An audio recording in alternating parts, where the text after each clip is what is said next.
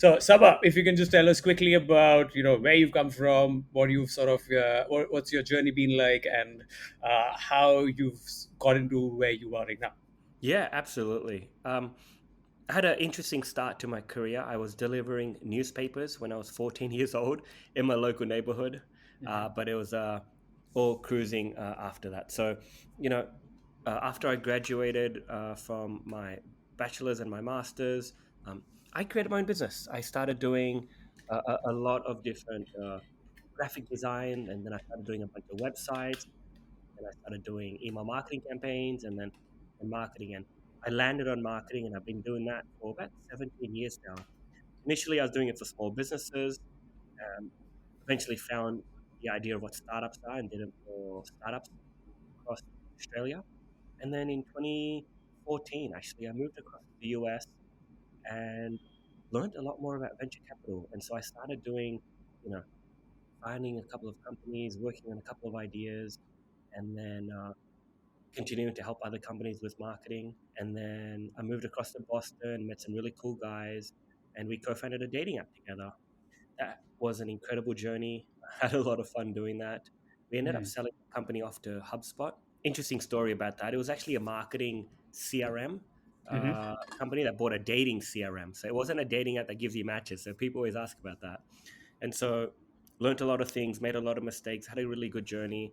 And then at the end of the company process, what I did is just join Techstars. If you're not familiar, Techstars is a world network that helps entrepreneurs succeed. And we accelerate over 750 companies a year right now, investing in them, giving them mentorship, getting them connected to different opportunities. And I've had a blast doing that for 4 years now. And I think I found my calling in venture capital. And it's not too different from what I was doing earlier because I liked helping multiple companies at the same time as an Hmm. agency. And now it's me doing the same thing, but as a VC where I'm helping my portfolio companies succeed. And so I find the companies through marketing and then help the companies with marketing and so much more. Nice. This is like fascinating. Actually, let's just like dig a little bit into that HubSpot story that you're talking about, because the thing is, we see you on Twitter. That's how I sort of came across you, and we don't know much about, what's really happening on the surface, behind all of this, right? So right now we know you as the guy who, works with Techstars, and mainly through all of your sort of micro launches that you keep on doing on product hunt with new tools and things Yeah. that you help other sort of coming upcoming founders with. But we don't really know what that sort of behind the scenes with Saba was, because I mean it has to be something which is, you can't just randomly pop up within the Techstars world. So can you just give us a little bit about how the transition was from HubSpot to like the Techstars bit, not necessarily just from okay the timeline, but um, like that's just like the Yeah. mentality of it, going from a founder who wants to sort of lead things to somebody who wants to support people. Yeah. That's a great question. Look, the reason it's like that is I like focusing and highlighting other people. I consider myself a bit of an introvert and I don't like attention, although it might look like that on Twitter, but it's easy to do it behind a keyboard. Hmm. So that's why you see more of the people I work with and invest in than myself. But a little bit more about my journey. So we got into Techstars with a company called Evolve. Hmm. We went through the program. During the program, we realized we don't have product market fit, but we had an incredible team and really good tech, and we just worked really well together. And so halfway through the program, what I found myself accidentally doing is mentoring some of the other companies in the cohort about how to do marketing, coaching them on what I did for Evolve and how I would do it if I was part of their company. And so I just kept doing that, right? Like every week on Mondays, we called it the marketing motivation Monday meetings. I like things simple, so it's the three M's. And so did a bunch of that. And so towards the end of the program, when we got into acquisition talks, I realized like, wait, I enjoy this process of not just working on one company, but multiple. So after the acquisition happened with HubSpot, most of my team went across to HubSpot. I love startups too much to go and join HubSpot, but HubSpot's an awesome company, as most people know. I just started to volunteer my time and be a mentor for some of the other companies on a more full time basis. And then eventually Techstars Boston said, hey, like, why don't you come join us, help us run the program to invest in the next 10 companies per year, for this location. So I said, okay, yeah, let's do it. So I Mm, did that the following year, right? And I was like, I'm just going to do it for a little bit until I come up with my next idea and build that. mm. And then at the end of that, I met our former COO of Techstars, who said, look, you can either keep doing what you're doing in Boston and investing in 10 companies a year, or you can come work with me and help me find 350 companies a year for Accelerator. Now, Yeah. this was in 2018. As I Mm. said earlier, now we're picking 750 companies a year. Oh, So it's almost doubled since then. So each year, the numbers increase, I get more challenge and I get more excited about the mm. opportunity that I've got at hand. So how I switched context, it's not really context switching. It's really just me continuing to do marketing. It just happens to be for another audience, right?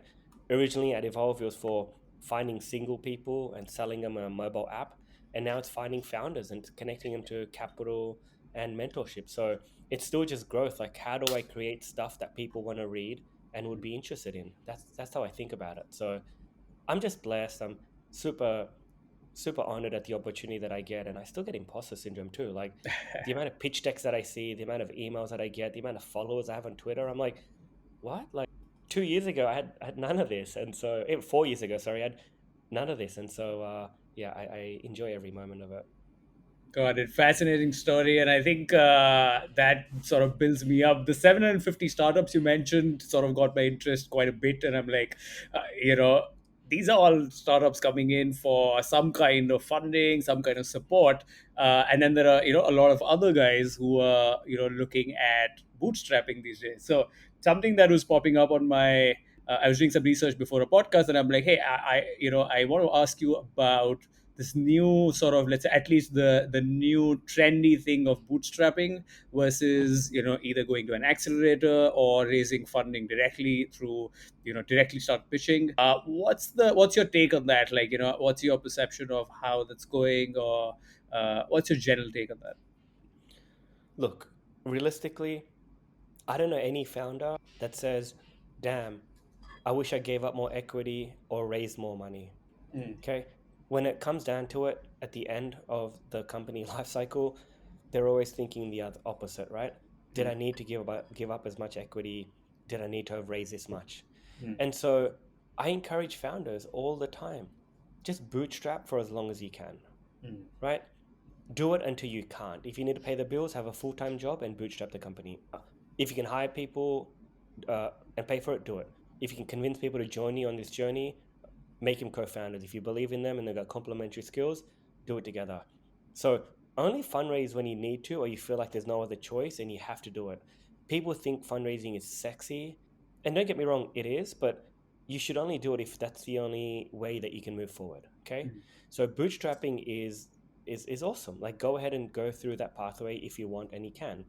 If you can't, then yeah, go out and get venture capital, right? Or fundraise. You can get friends and family money, which I talked to you a little bit about how bad that can be. mm, But you want to get venture capital, you want to get participation in accelerators and so on. So bootstrap as long as you can, and be scrappy. Elizabeth Yin did a Twitter thread today that I loved, and we'll share it later in the notes. Like, founders back in the day only needed like 25K to get stuff done, and these days they say they need $2 million to get started. And mm, it's like, wait, that's a different mentality. Like, can't you just do it for the smaller amount? And so, it's a really good opposing perspective to founders that go out to seek a lot of money from the start, right? So each at the end of the day, like, each founder has to do it in the way that they feel most comfortable, and mm. that the way that they know best, and the best founders will succeed no matter what.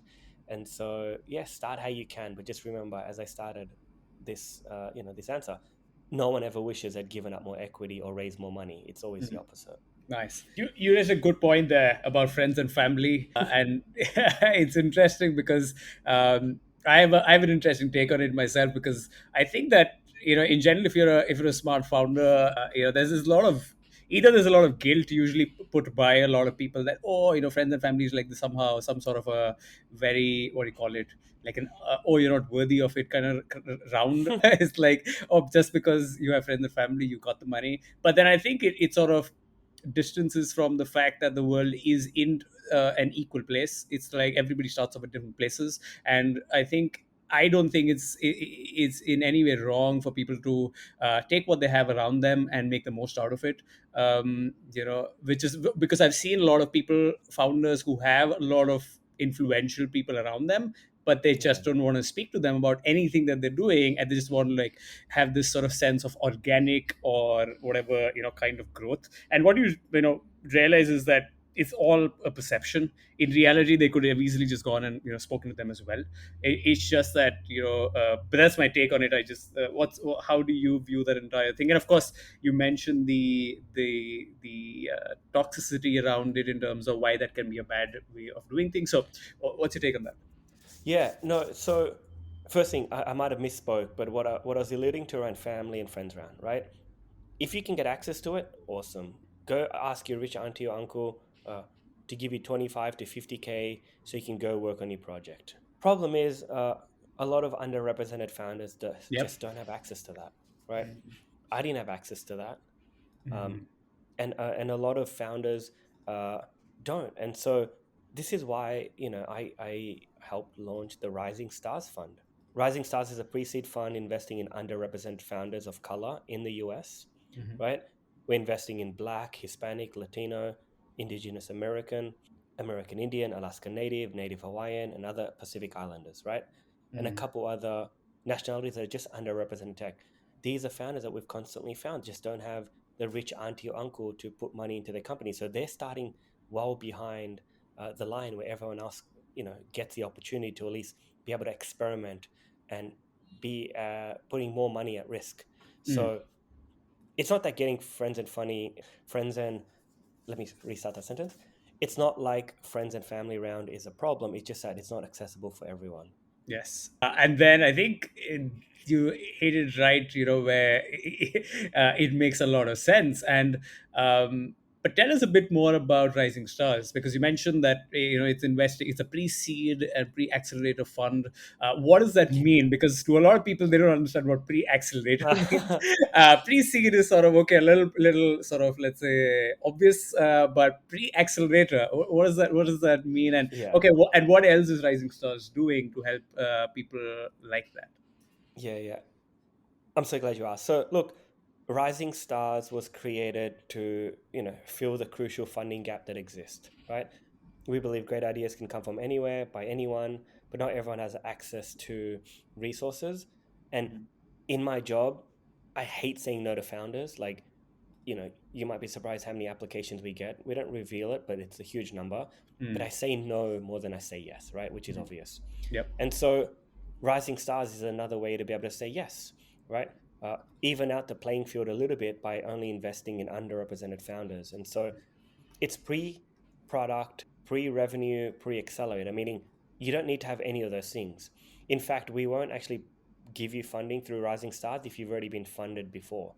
Mm. And so we want to be the first check in companies um, that are usually ignored. Like founders are told, apply as early as you can. You're never too early. Yet they say, sorry, you don't have enough traction.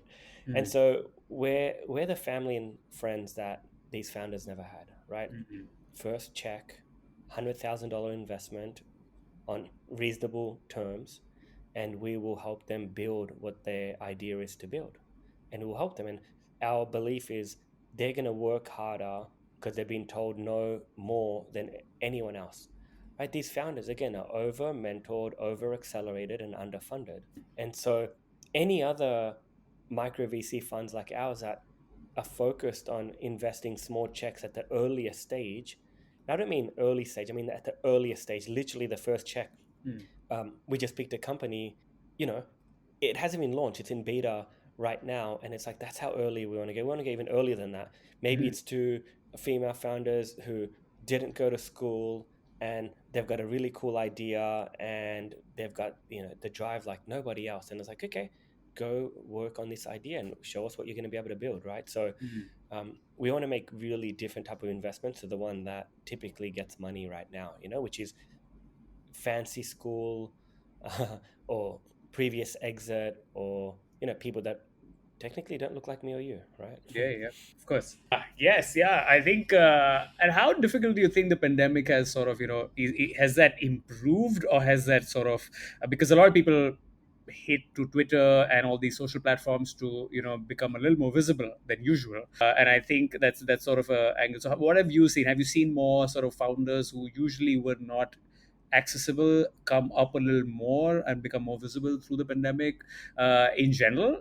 And of course, how easy or difficult has it become for these guys who usually don't even in normal circumstances don't get much support through the money?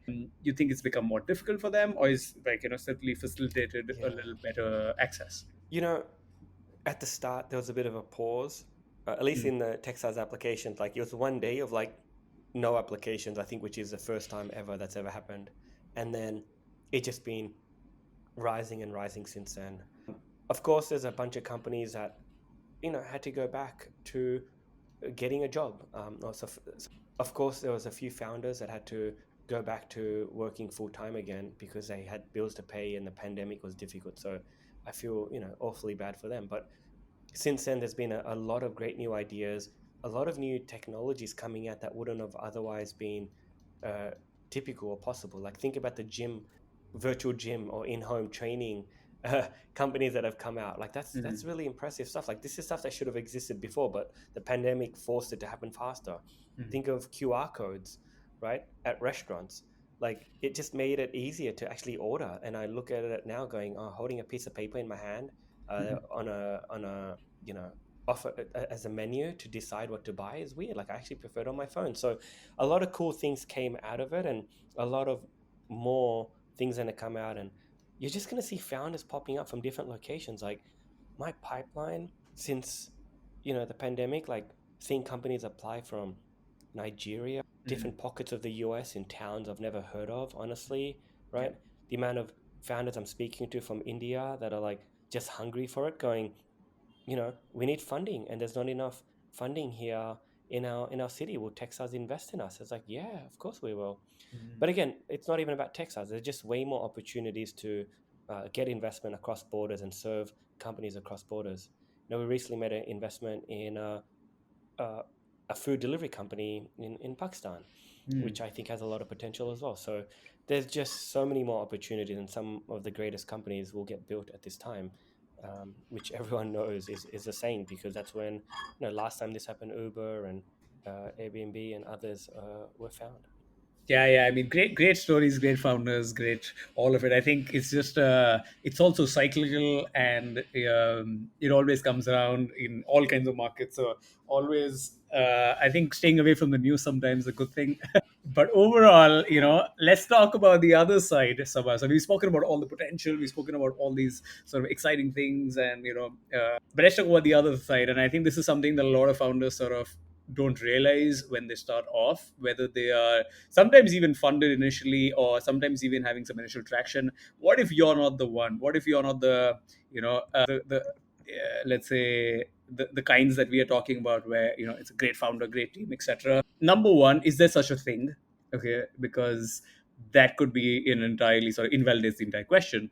And of Mm. course, the other side is, if it is such a thing, what are founders looking at? Should they seek help? Should they reach out to maybe go and work somewhere? Should they go and probably join something like Techstars? What's the scene with the guys who are not necessarily the tier one best of the best, kind of founders out there? There's no silver bullet to being a founder. Some of the best founders are the ones that ask everyone for advice and ignore them anyway and do it on their own. you Yep. know I could give you the book of how 50 founders were successful, and you could copy it to the T and it won't work. So you're the only one that can be the best you. I feel like this is a bit of a Naval Ravikant quote there. I feel like a lot of things I say, I think it's kind of from him because I've heard him so much, but it's true, right? So Right. you have to build your story, you have to build your narrative, and you have to figure out why you and why everyone else should care. On the other side of things, like people listen too much to broad advice. Mm, Like if someone says don't do things that don't scale, that doesn't mm, always work, right? mm. People say just keep building and it'll figure it out. No, sometimes you should just stop. Okay, like there's so much advice out there from people, and like I be really careful when I get on podcasts or I do Twitter Spaces, because it's like I can't actually know someone's personal situation so much that I can objectively tell you here's exactly what you need to do. So you have to be really careful. One thing that I do know is like I wouldn't be where I am today if I didn't have the mentors that I had in my life, right? All the little nudges, and encouragement, and just sweet messages that I got all the way through my career up until now, right? And so I encourage founders to find mentors that support them and that do give them that encouragement. Sometimes you also want, devil's advocate, someone who says everything you do sucks, right? Because then it makes you prepared for your next meeting. Can you imagine like you get into a meeting and your mentor tells you like this is horrible, no one would use it. I don't know, Google already does it. Then when you get into the investor meeting, look, we know Google could do this, but here's why we could do XYZ better. And so all these different things help. And so it's about having a lot of different mentors around you. Um, Being a founder is hard. Creating a startup is hard. And so the earlier I think that you can find people that want to support you in your mission and believe in you, I think that's super helpful. One of my favorite sayings is, I can teach you to code, but I can't teach you to care. Right. So find people who care. Right. Find people who care about seeing you succeed and building what you build. So you know, everyone has their own journey. Founders will go up and down. It's really, really important to just find people similar to you at a similar stage. And this is part of why Techstars is so good, right? We don't just dump you in a program and say, here you go, there's 500 of you, go figure out what to do. We say, look, we're going to put you in a class with 11 other founders, and we're going to encourage you to meet up on these days. We're going to give you workshops on these days, and we're going to connect you with these mentors. So structure is really helpful. Like the best part about Techstars is the structure, and the forcing mechanism to do things on a weekly basis. I mean, you could recreate it at home if you had uh, the control to do that. I mean, we give away free advice. If you go to toolkit.techstars.com, you can actually do the accelerator over 12 weeks by watching all the videos and doing all the workshops.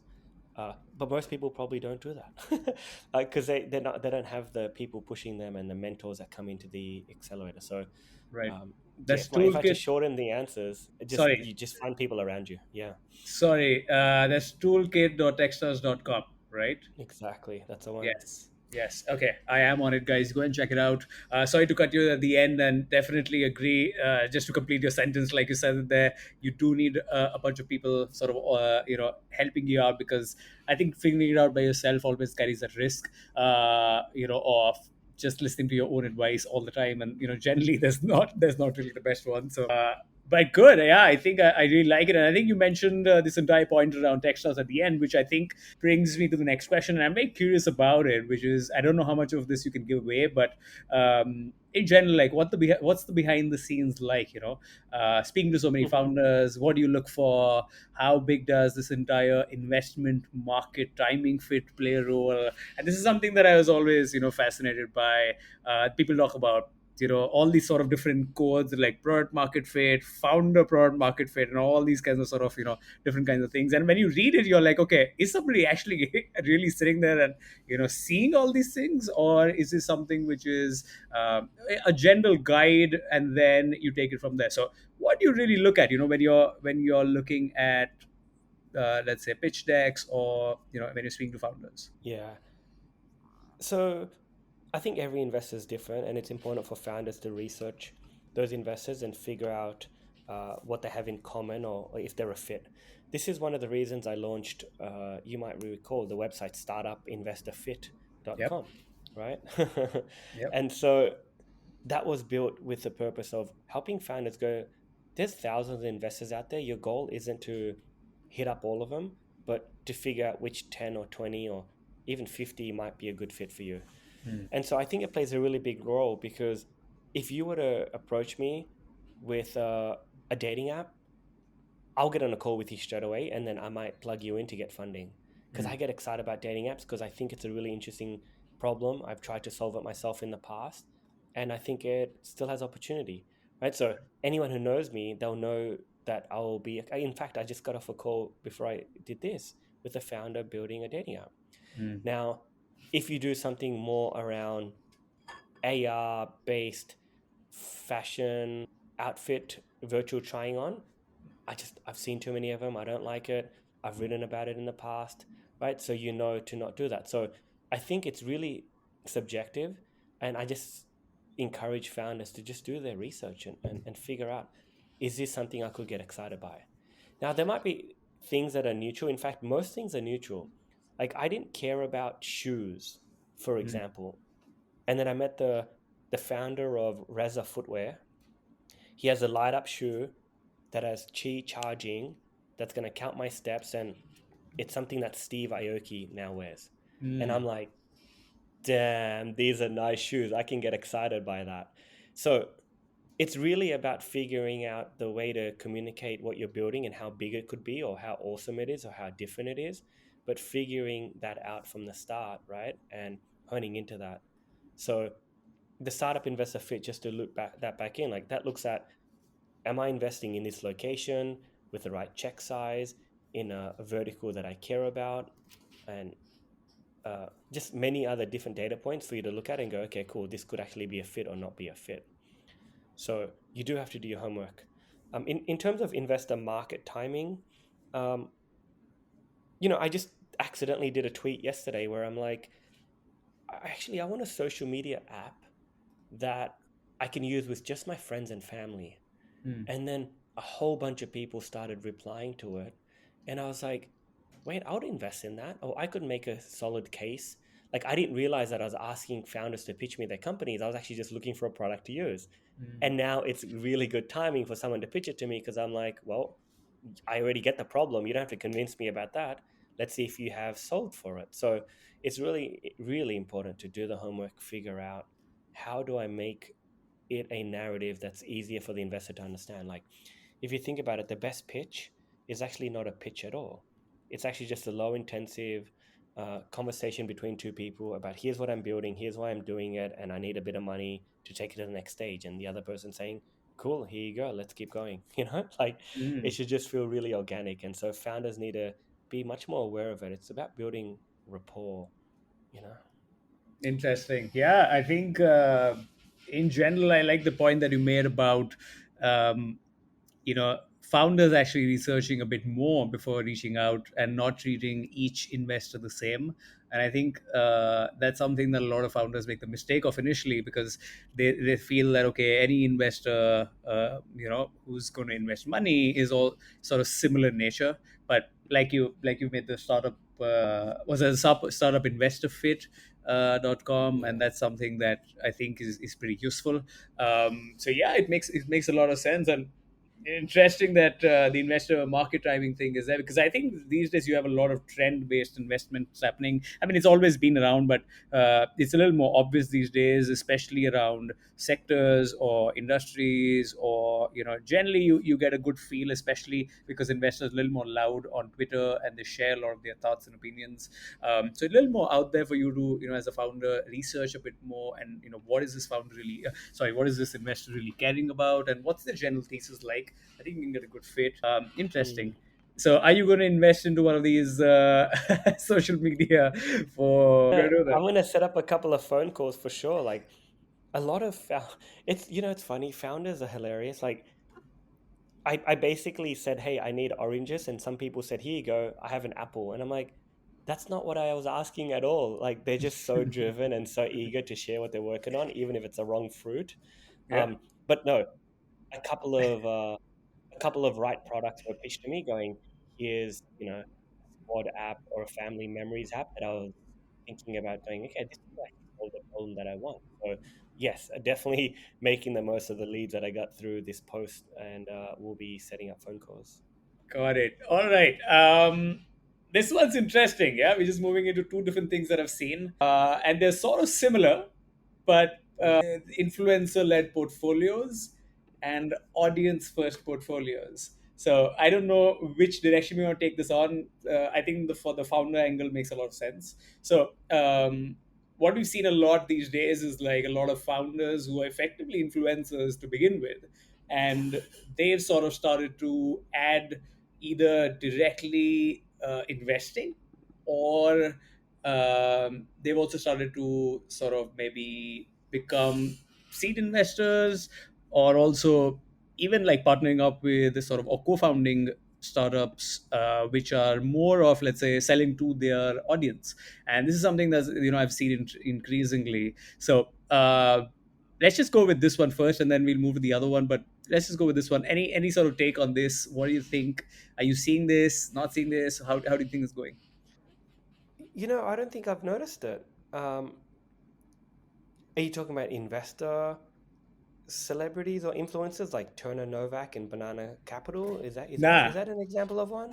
No, so I'm looking at like influencers who become influencers first and then sort of start investing, not necessarily as investors, but like, let's just say, start actually founding companies in that space, like for that audience.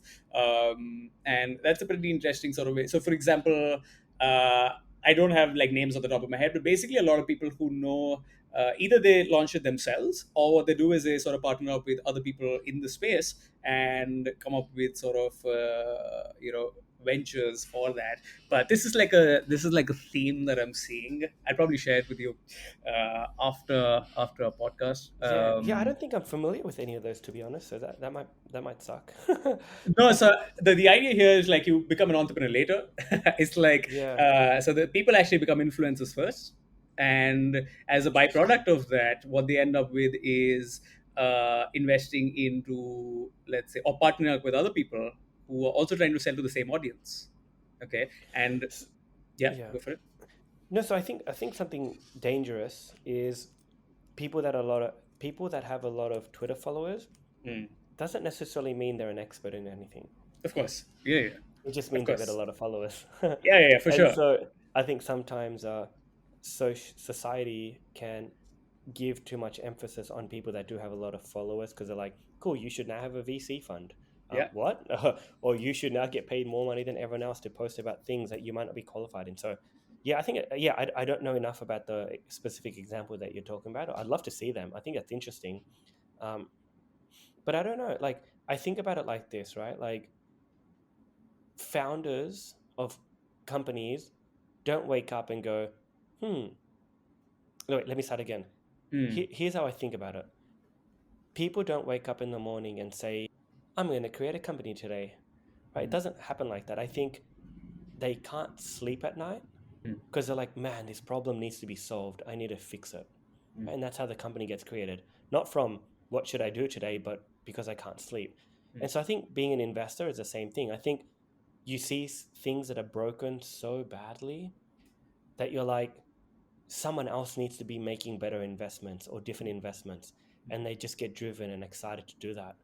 So if influencers are creating funds or syndicates to invest in things that they like and are interested in just because they can, uh, I mean, that's opportunistic and cool, but I really prefer and like people that are like, here's how I think the world should be. Mm. Like, I really like Lolita Tobbs' fund. I think it's pronounced Ganas, right? Mm. That she's like, we invest in everything related to community, Mm. right? Community is the future, and I think that's really interesting. And so she's investing in those type of companies, and so that's a new view on the world. For me, you know, my view on the world is that everything should be about human empowerment, not human replacement. Mm. Someone help people connect more, sell better, right? Connect further, enjoy each other's time, right? Things like that. And so you have to figure out what that thesis is. And so if these influencers have that, great. Like, I will check it out. I want to understand that. But yeah. Yeah, no, it's interesting. I think people have realized that distribution in general is an important thing, and Mm, of course, founders, the kinds of sort of influencer first founders, of course, the ones who are a little more on the side of a good product and a good market and generally have the heart in the right place. I think those guys, of course, are the ones to let's say look at, because what they're doing is they're leveraging or using their distribution that they built early on by maybe sharing the journey, or mm, all of that, and then they're using that to good effect by attracting good talent, and by being able to sort of use it in the right way. But I am seeing that quite a bit, because it's something that is sort of almost giving ready distribution, which otherwise, if you meet a founder today who's got, let's say, 300 followers or 200 followers in general, and does not necessarily have a lot of, let's say, distribution from an economics point of view, it just tilts the conversation purely from an economics point of view, because the other guy, unless this guy is able to, of course, figure out the distribution and he's good at figuring out marketing and all of that. But in general, it's just that somebody with 100,000 followers on YouTube, and presuming that the person has like a decent, let's say, idea about what they're doing, and has their, like I said, their heart in the right place, and they invested into the solution and problem solving and all of that. Definitely, that's something that I am seeing. At least investors definitely look at, people who are joining in as co-founders looking at that. I'm just giving you like what's happening outside of Techstars. So yeah. Which one are you going to be? Are you influencer, then VC, VC, and then influencer? I've taken an interesting route. So my thing has been actually build up like a marketing agency, build up distribution, and like distribution Mm, capability, instead of me everything relying on me as a brand. And I want to always distance myself from the identity of my company. So for me, it's always, I want that one layer of distance, because I always feel that the day I stop or my personal brand stops, it's just that there's so much pressure and there's so much sort of, and I'm somebody who likes to take things a little more. I want to take my time off. I want to like sort of, I don't want to die on the, in the office someday at the age of maybe 35. So for me, it's more like build up capability that you're seeing that other people are using, and then use that to invest and grow the company. I'm a little more hands on. So what I look at is, can we use the marketing capability that we built with the talent and with the systems, processes, and the understanding, and then go and invest into a venture and become like a growth partner with the team, and thereby, of course, increasing sort of the value of the company. That's something that I sort of is my sort of thesis on this. I'm working on it, as we speak. So I don't know. I would look at, in my head, the right combination is one really good technical sort of co-founder, and one co-founder who has a really good personal brand and distribution and understanding of all of that side of the game. And in general, that's like a very good combination to work with, because they understand, that sort of a combination works. And I think from there on, it's an understanding of, let's say, the market that you're selling into, or the demographic that you're selling into. I'm very rarely on the product side these days. I'm more on the, do we understand this market well enough, like in the sense of, do we understand this demographic, or this sort of almost like a jobs to be done kind of thing, that mm, do we know enough about people trying to solve this particular problem. And I think if I know that now these days, that is shaping my decision more than anything else. mm. And as Naval says, if you can code and do distribution, you'll be unstoppable. So Yep. that's the unicorn person that is good at doing both. But yeah, I'm definitely on the distribution part and branding part, but definitely not the coder. So Nice. I look for awesome people like you and your connections to do stuff like that. Yeah, it's all the connections. I'm not a good coder myself, so I always look at trying to figure out things by. I mean, I think it's too late for me to pick up coding these days, but it just looks like a missed opportunity. But in general, I think there's a good amount of talent available out there. From people from unknown places. I've after the pandemic, we've become like a fully distributed remote team, and we have people from all over the place. Italy, Hungary, Canada, Philippines, India, all over the place. So I'm increasingly feeling that from a if you want somebody, if you want to get something done, you will find somebody, and I think. It's become a very accessible sort of a place overall. Last quick point on one interesting thing that I've been looking at these days is startups building, let's say, almost like a community thing first, okay, Mm. and then trying to figure out a problem, or then sort of narrowing down on what they want to solve for that particular community. What's your take on that? And that's basically what the audience first portfolio was. It was more like, um, even from an investor point of view, it's becoming like, okay, let's figure out the audience, and do we have any sort of leverage there? Do we have an understanding there? Do we have some sort of an access to that community there? And then build for them, instead of, and then maybe, from an investor side, it'll be picking a startup which is serving that community or the audience, and from a founder side is going to be building the community first and then launching a product. What's your take on that? That's so interesting. I'm actually thinking about it right now. So I don't have hard and fast answers, but I'll talk you through what I'm doing, right? So I recently created an online Slack community. Mhm. There's 100 founders in there. Mm, Never more, never less. If you don't talk for 30 days, mm, you get kicked out, and I add in the next people that are on the waiting list. right. Been running about for a year. People keep saying this is the best community they've been part of. Okay. Mm, And then the other day I was talking to a buddy of mine and he goes, do you make money off it? I go, no. He goes, what if you made money? I go, how will I make money? What should I sell them? mm, He's like, oh, membership. I'm like, no, I'm not going to charge for membership for this. It's the idea was that it's meant to be free, that you don't feel like you have to do anything. mm, But I'm going through and trying to figure out. And so the answer to me always is, okay, let's send out a survey and see what problem they need solved, if there's anything they would pay for. mm, So audience comes first in that regard. mm, Audience is so important that I think it makes you win in certain product categories. Like for example, the world doesn't need, let's just say, another shoe company, right? mm, mm, There's so many different shoe brands out there. But when I think of Reza, the light up shoe that I mentioned, mm. he'll kill me when he hears this, because he'll be like, Saba, we're not a light up shoe company, we're a network. And I'm like, what do you mean? And he'll go, everyone that wears a Reza shoe gets an NFT. Uh, Right. and you can see everyone which opted in, you can see everyone wearing and walking around in the shoes on a map. Mm, And so you can meet up with other Reza footwear wearers. And I'm like, that's cool. And mm, so it's not just another shoe company or light up shoe company. It's the fact that they're building connection between these people. And so in a month's time, they're doing a meetup and they're all gonna do skydiving together. Like that's mm. so cool. I'm like, okay, I'm not doing that, but the point is, there's community there. So I Right. really do think founders need to build into. I really do think founders need to build community into what they're building. Otherwise, they're just lines of code, right? Mm, Or mm. they're just shoes. Um, Yep. and so then the same thing applies going the other way around, which is I've got to engage community. I need to figure out how I can provide value to them. Um, but maybe that I want to do that, so I'll have to experiment a little bit. But yeah, definitely start with community and figure out how you can expand. I've got a mailing list of about 3,000 people that I email. I get incredible feedback all the time, going, "This is one of the most useful emails that I see." And I'm going to keep doing that, but I haven't figured out how to take it to the next stage. I don't know if I need to. I'm not money driven, but I do want to continue providing value. And I was thinking about, not boring's Packy, who created hundreds of thousands of followers, and I'm like, do I need that as well? Maybe. So I'm still in the experimental phase of that. So I'd love any advice you have or other people have around this area.